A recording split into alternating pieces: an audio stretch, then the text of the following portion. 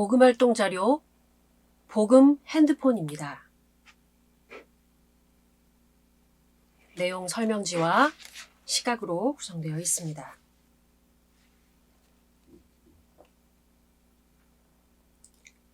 여러분은 핸드폰을 가지고 있나요? 만약 핸드폰을 가지고 있거나 새로 핸드폰이 생긴다면 가장 먼저 누구와 연락하고 통화하고 싶은가요? 여러분 친구? 엄마? 네, 맞아요.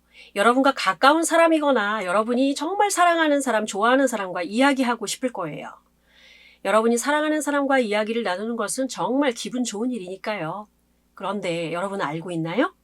이 세상 그 누구보다 여러분을 사랑하셔서 여러분과 가장 많이 그리고 자주 이야기하기를 원하시는 분이 계세요. 그분은 바로 하나님이세요. 하나님은 여러분을 하나님의 특별한 목적대로 만드셨어요. 그래서 그 누구보다 여러분을 잘 아시고 여러분을 사랑하신답니다.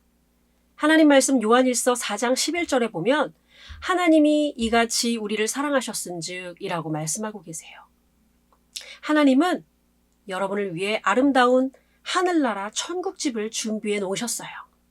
이 천국은 하나님이 계신 곳인데 슬픔도 아픔도 두려움도 없고 행복한 일들만 계속되는 아주 멋진 곳이랍니다. 우리는 언젠가 하나님과 함께 그곳에서 영원히 살게 될 거예요. 생각만 해도 너무 멋지지 않나요? 하나님께서 여러분을 사랑하셔서 여러분과 날마다 이야기하기 원하시듯이 여러분도 사랑하는 사람과 이야기하는 것을 좋아할 거예요. 그럼 한번 우리 핸드폰을 열어서 통화를 한번 해볼까요?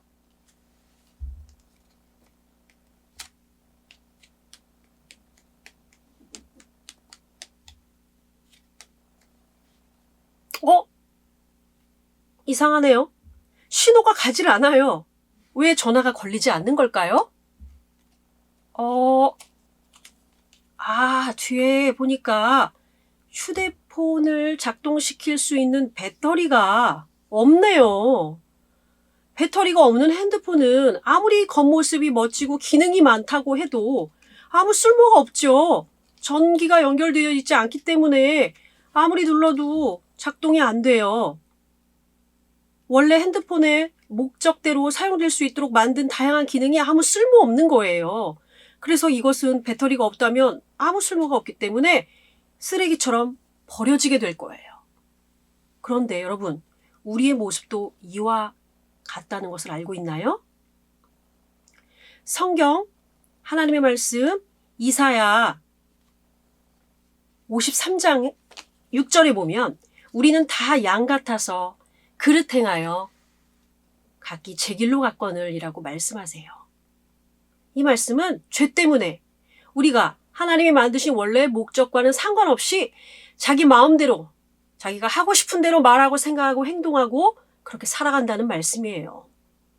나눠주기보다는 남의 것을 빼앗고 남의 것을 보면 더 욕심이 생겨서 몰래 훔쳐가기도 해요. 또한 이런 휴대폰을 가지고 장난 전화를 걸어서 다른 사람을 화나게 만드는 죄를 짓기도 하지요. 여러분의 겉모습이 아무리 예쁘고 멋지다고 해도 여러분의 속마음은 이렇게 하나님을 기쁘시게 하지 못하는 죄로 가득하답니다.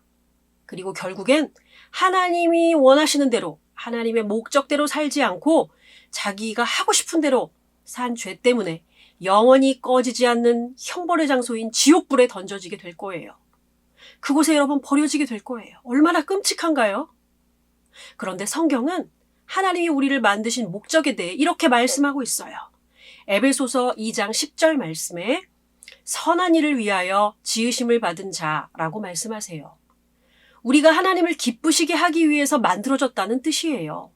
그러면 어떻게 해야 여러분의 마음에 가득한 이 죄를 없애고 하나님이 우리를 만드신 목적대로 살아갈 수가 있을까요? 배터리 없었던 아까 핸드폰을 보면서 한번 생각해 볼까요? 핸드폰을 원래 목적대로 사용할 수 있으려면 어떻게 해야지요? 네, 맞아요. 이 핸드폰에 맞는 배터리를 끼워주는 거예요. 이 배터리는 충전이 돼 있기 때문에 전기가 통하여서 이 배터리를 통해 휴대폰이 작동이 될 거예요. 그럼 이 핸드폰을 가지고 원래대로 사랑하는 사람과 멀리서도 이야기할 수 있는 아주 소중한 물건이 될 수 있을 거예요. 핸드폰이 본래 목적대로 사용되기 위해서 배터리가 필요한 것처럼 여러분도 하나님이 원래 여러분을 만드신 목적대로 살아갈 수 있으려면 여러분에게 꼭 필요한 분이 계세요.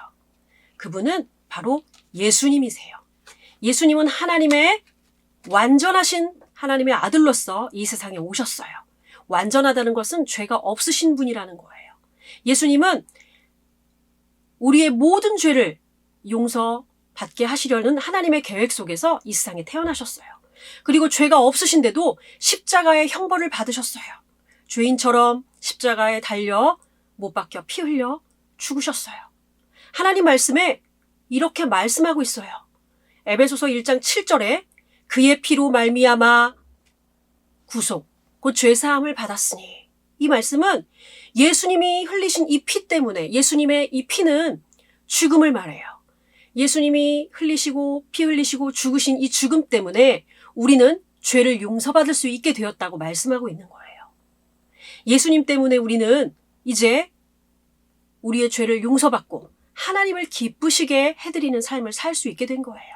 하나님이 원하는 대로, 내가 원하는 것이 아닌 하나님이 원하시는 대로 살아갈 수 있게 되었어요. 그리고 예수님은 3일 만에 부활, 다시 살아나셔서 지금은 하늘나라에서 우리를 위해서 기도하고 계시고 우리의 마음 문을 두드리고 계세요. 성경 말씀 요한계시록 3장 20절에 보면 볼지어다 내가 문 밖에서 두드리노니 누구든지 내 음성을 듣고 문을 열면 내가 그에게로 들어가 그로 더불어 먹고 그는 나로 더불어 먹으리라 라고 말씀하고 있어요.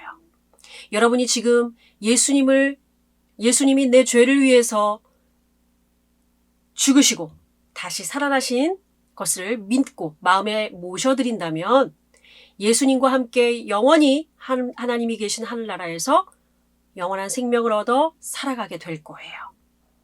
지금 예수님을 마음속에 모셔드리겠어요? 그렇다면 이렇게 기도할 수 있어요. 예수님, 저는 죄를 지었어요. 예수님께서 저의 죄를 용서해 주시기 위해서 십자가에서 피 흘려 죽으시고 다시 살아나신 것을 믿어요. 예수님, 지금 제 마음에 들어오셔서 주인이 되어주세요. 그리고 제 마음을 바꿔주시고 이제부터 하나님의 방법대로 살아갈 수 있도록 도와주세요. 감사합니다. 아멘. 네, 이렇게 기도했나요? 그렇다면 여러분이 이제 하나님의 자녀가 되었다면 기쁘게 여기 나와 있는 친구들처럼 하나님의 자녀들과 함께 모여서 예배하고 하나님의 말씀을 배우고 하나님이 어떤 분인지 더욱 알아갈 수 있는 교회에 갈 수 있어요. 이제 하나님의 자녀가 되었으니 교회에 출석하여서 교회에서 하나님이 누구신지 성경을 배우고 성경을 읽고 순종하며 또한 기도하고 또 교제도 하고 또 여러분이 믿는 그 예수님을 다른 사람들에게도 자랑하고 전해줄 수 있어요.